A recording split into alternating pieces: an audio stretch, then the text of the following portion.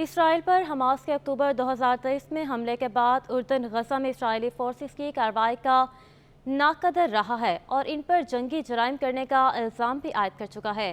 تاہم ایران کے اسرائیل کے خلاف ڈرون اور میزائل حملے کو ناکام بنانے میں اردن نے اہم کردار ادا کیا۔ اردن کے فرمانروا عبداللہ الثانی بالحسین غزہ میں جنگ کے آغاز کے بعد سے مسلسل اسرائیل پر جنگ بندی کے لیے زور دیتے رہے۔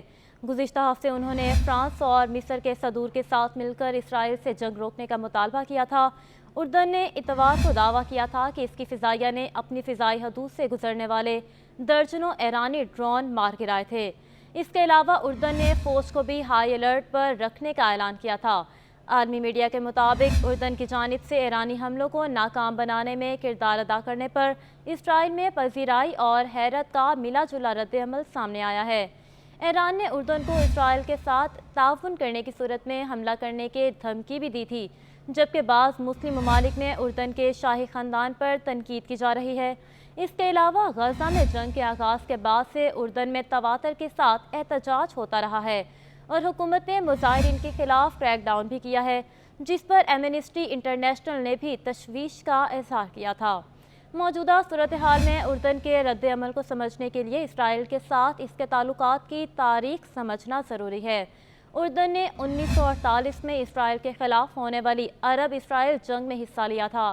اس جنگ کے بعد اردن نے مغربی کنارے اور مشرقی یروشلم پر قبضہ کر لیا تھا۔ اس کے بعد 1967 کی 6 روزہ جنگ میں ان علاقوں کا کنٹرول اسرائیل نے دوبارہ حاصل کر لیا تھا۔ تاہم اردن 1988 میں ان علاقوں پر اپنے دعوے سے دستبردار ہونے تک یہاں بعض انتظامی امور انجام دیتا رہا۔ اسرائیل اور اردن کے درمیان 1994 میں امن معاہدہ ہوا تھا، جس میں دونوں ممالک نے سرحدوں کے تعین سے متعلق تمام مسائل حل کر لیے تھے۔ اس معاہدے کے بعد دونوں ملکوں کے درمیان اقتصادی اور سیکیورٹی تعلقات قائم ہوئے۔ اسرائیل کی اردن کے ساتھ 482 کلومیٹر طویل سرحد ہے، جسے مغربی کنارے کی ملکیت کا فیصلہ نہ ہونے کے باوجود اسرائیل کی محفوظ ترین سرحد تصور کیا جاتا ہے۔ اس سرحد پر دونوں ممالک کے درمیان 3 گزرگاہیں ہیں۔ ایلن بی برج یا شاہ حسین پل مغربی کنارے کے رہائشیوں کے لیے وہ واحد سرحدی رستہ ہے جو اسرائیل کی حدود سے باہر ہے۔ مغربی کنارے میں آباد فلسطینی غیر ملکی سفر کے لیے اسی کراسنگ کو استعمال کرتے ہیں۔ 1948 میں ہونے والی پہلی عرب اسرائیل جنگ کے بعد بڑی تعداد میں فلسطینی اردن منتقل ہوئے تھے۔ اس وقت اردن کی آبادی میں 50 سے 60% افراد کا تعلق نسلی طور پر فلسطینی علاقوں سے اردن منتقل ہونے والوں سے تھا۔ اسے بھی اردن میں عوامی سطح پر غزہ میں اسرائیل کی کارروائی کی مخالفت کی ایک بڑی وجہ قرار دیا جاتا ہے۔ امریکی تھنک ٹینک اٹلانٹک کونسل کے مطابق اردن کو ملک کے اندر بڑھتی ہوئی بے روزگاری کی وجہ سے خاص طور پر نوجوانوں میں حکومت کے خلاف پہلے ہی غم و غصہ پایا جاتا ہے۔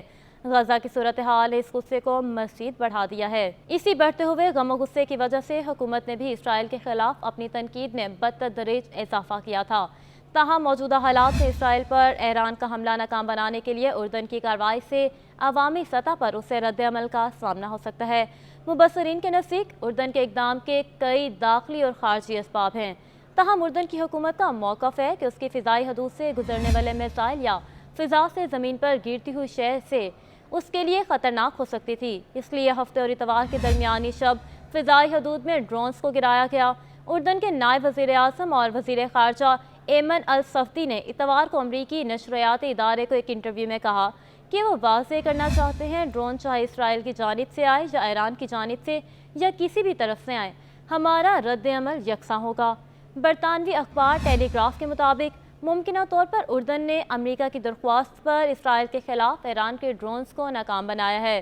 اردن کو خطے میں امریکہ کے کلیدی اتحادیوں میں شمار کیا جاتا ہے۔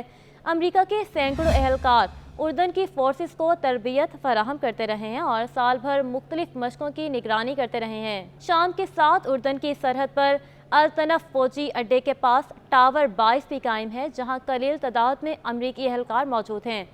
طنف کا فوجی اڈہ شام سے آنے والے داعش کے حملہ آوروں اور ایران کے حامی عسکری گروہوں کو روکنے کے لیے امریکی حکمت عملی میں اہمیت کا حامل ہے۔ رواں برس جنوری میں اسی ٹاور 22 پر ڈرون حملہ کیا گیا تھا، جس میں 3 فوجی اہلکار ہلاک ہو گئے تھے۔ امریکہ نے ایران، نواز، عراقی، ملیشیا، کتائب، حزب اللہ کو اس کے لیے ذمہ دار قرار دیا تھا۔ امریکہ نے اردن کو 1996 میں اپنے غیر نیٹو बड़े इतिहादियों में भी शामिल किया था। अमेरिका ने उर्दन को दिफाई ज़रूरियात के साथ साथ मुआशी तौर पर भी मदद फराहम की है। अमेरिका की कोशिशों से उर्दन में क्वालिफाइड इंडस्ट्रियल जोन्स कायम हुए हैं, जहां कायम होने वाली कंपनियों में इसराइल का भी हिस्सा है।